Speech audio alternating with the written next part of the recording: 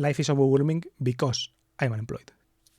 So I wanted to make this video since I'm sad and overwhelmed. I wanted to make a video about it. I've mentioned that I'm sad and overwhelmed at the end of the past video, but I wanted to get a bit into that as well.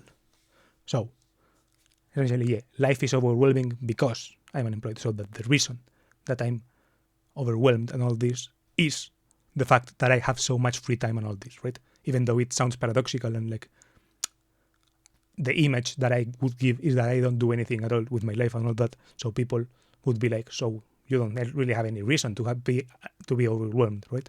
You don't have anything that whelms you, right? I mean, it sounds funny, and right now, because I don't like to cry on camera, I'm kind of laughing and I have a smile and all this, right? But it is something that overwhelms me. And so if you have a job, your job can overwhelm you, and if you have to deal with a job and to deal with other things, you get overwhelmed too. Or if you have children, for example, except things like that, you get overwhelmed. Yeah, I get that. But the thing that I'm overwhelmed is precisely because I'm unemployed, right? So I have the time to think and all this, and because I have the luxury to face certain things head on that other people maybe can't face head on because they have to deal with other things like job or children and all this. They cannot get overwhelmed by those things that cut deeper, right? They can be like, oh, I can't think about this right now because I'm busy, right?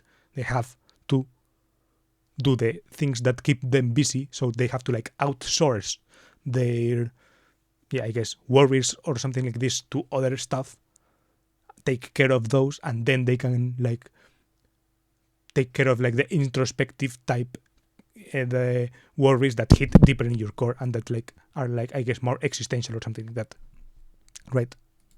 So for example, if a regular person who has a job gets overwhelmed, gets a job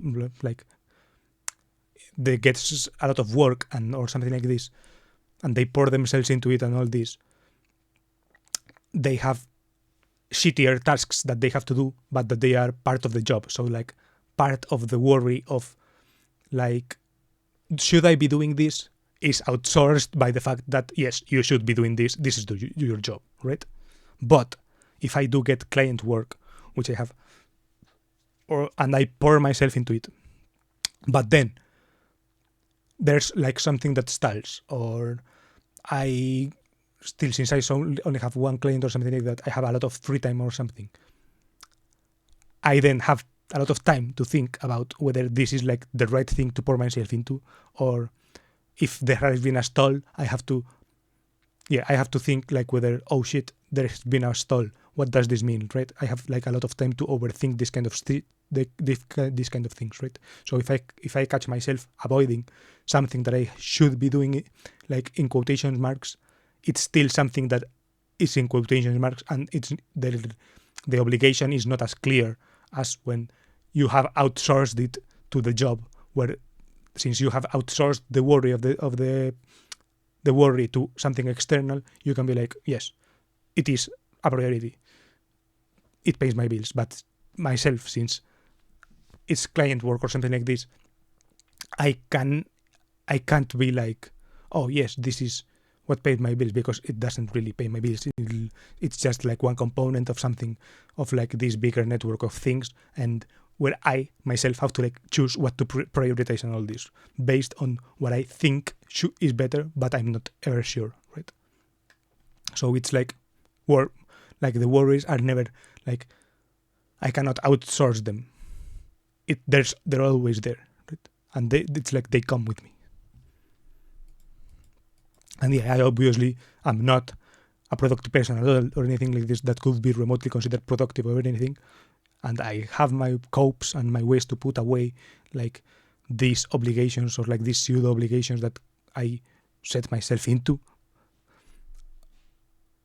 But essentially my main cope is being on Twitter, where people do talk about these kind of things a lot, right? They talk about this prioritization and these kind of things of dealing with your personal life and all this. And essentially my personal life and my professional life are kind of tied right now, since I'm unemployed.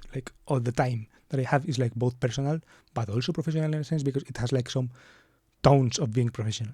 Essentially, it's hard. It's a strange spot to be in, and hard in my opinion. No one else is going to watch this, so I don't think there will be drama or anything. Right? I can say that it's hard and that I feel overwhelmed, I guess. And yeah, I'm not sure if that's a good thing or a bad thing, right? For me, because maybe it would be a better idea for me to like have a job and to outsource some of those worries and all this, because I'm not going into what are the worries are. They are not just professional, right? They are also personal. I have some personal worries and all this, and things that I keep thinking about. And yeah, I would, if I could outsource some worries, like the professional ones, to the job, and also I get an income in exchange, so I get like money to like pay for therapy or to like to get my personal space and things like that. And I also get enough free time, assuming it's like a decent job where I have free time, or like a remote job where I don't have a commute or something like this. Then, and I get like enough free time to like start facing these things like little by little. Maybe that would be like a fucking great idea compared to what I'm doing now, which is getting overwhelmed. Plus, I'm poor. Plus, I'm agency-less. Plus, a lot of a stack of. Plus, my parents are like telling me that I need to get a job. Plus, my friends are telling me that I need to get a job and that I cannot be doing nothing all day. Right?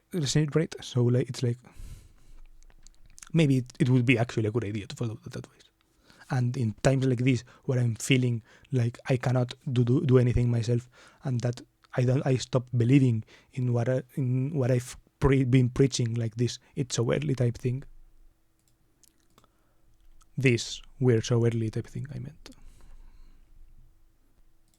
Because this is something I mentioned in the previous video that I'm feeling right now. Like, I've lost my faith in all this. I wanted to make this video essentially to like, I guess, document or whatever the fact that I've lost faith in all the bullshit that I said before, that there are moments, I'm not sure if they are temporary, if it will pass or if it is definitive, I'm not sure, because because it feels really definitive, I feel like I've lost all my faith. But maybe I haven't, I don't know, we'll see. But yeah, essentially, that I don't believe in all those things anymore, right? It's like, all those things are looking like super grim, and that I cannot deal with them, and that even if we're early in whatever, in the internet or something like this, it's like all fake, and I won't ever amount to nothing or anything like this.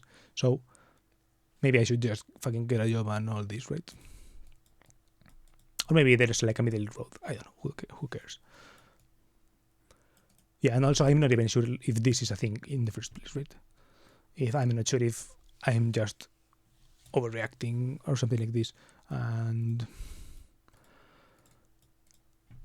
people with bigger worries have bigger worries, and my worries are just little. I don't know, who the fuck knows. Yeah, I just wanted to say this is a video of my 100 video series. I have a couple videos I've mentioned, you can watch those. I think they pull up below. If I add the cards, they appear below. And yeah, also I'll link the playlist here, so that will appear below probably too. So yeah, bye.